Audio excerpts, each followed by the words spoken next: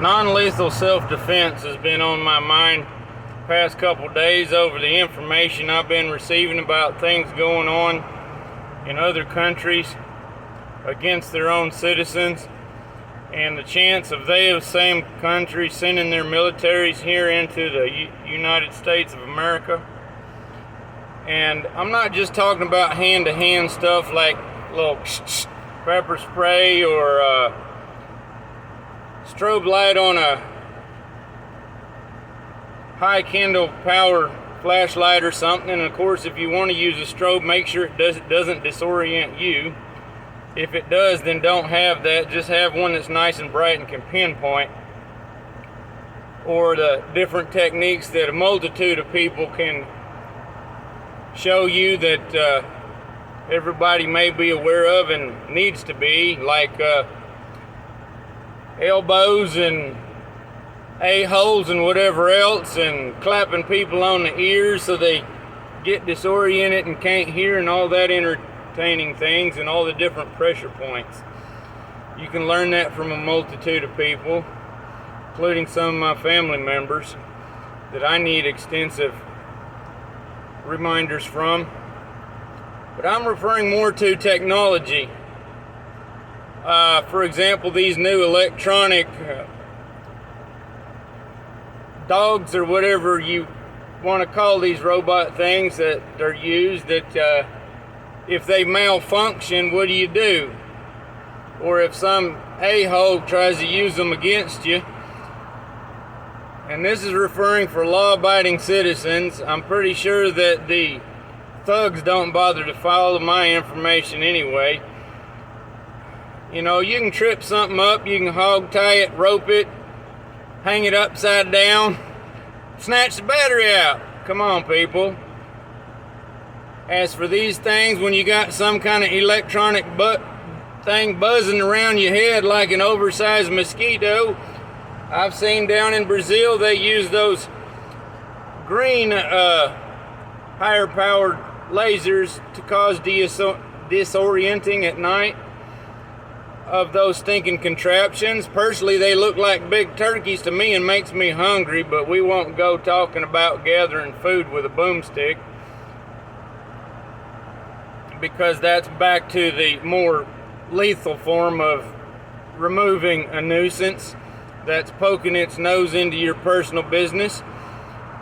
But I'm concerned about those folks over there near Tiananmen Square, where a whole lot of people were hurt in the past, and where one individual managed to stand up to a whole row of vehicles with them big boomsticks sticking out the front of them.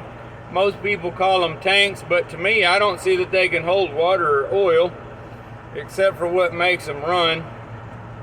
But if you got an old rattle can of spray paint, optics don't work too good on surveillance cameras or any other optic. And if you got them wonderful Chinese fireworks, specifically them smoke bombs, well, if there's an air vent or an open hatch, it might be a little difficult for somebody to put up with that inside. If you can get to it, you know, you don't have to do things to take care of yourselves that are necessarily completely harmful to others. Just get creative, folks. It is absolutely unlawful to try to use a trap for the big boobies.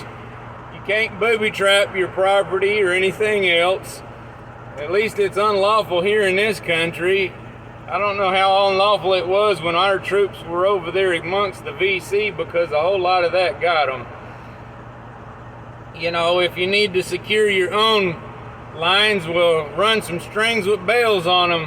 When they know that they've caught attention, well, they might carry on, but at least you'll know they're there. And same goes for the little fireworks pops that pull the string and they go poof, a little smoke and a little bang. There's a lot you can do, but be lawful. Don't harm others if you can help it, but don't be taken advantage of. Kind of like my grandmother used to say, she never could understand how a woman with her dress up couldn't run faster than a man with his pants down. And of course there are situations where people are surprised and so forth and overpowered, but come on. Learn how to take care of yourselves. Use your head for something other than growing some dadgum hair to prepare for winter. And work together with those that are trustworthy. Keep an eye out more closely on those that aren't. What's the other old saying? Keep your enemies closer than your friends. That's so you know what they're up to before they stick you with a shiv. So keep on keeping on. All my fellow truckers up there, keep the sunny side up and the rubber rolling. Folks need what we can carry. And all you folks around us while we're doing it, get your head out your bunghole and quit trying to run us off the road by trying to slam into our fenders or by trying to push somebody else up the road to do it. Yeah, I'm going to upload those videos when I get a chance to transfer them. Get a brain, get a life, quit taking the juice that's screwing with your brain. Kool-Aid! Yeah! Get a pat on the shoulder. Wonder why your brain don't work. All right. Hope you're all blessed. Be a blessing instead of a total pain in the arse.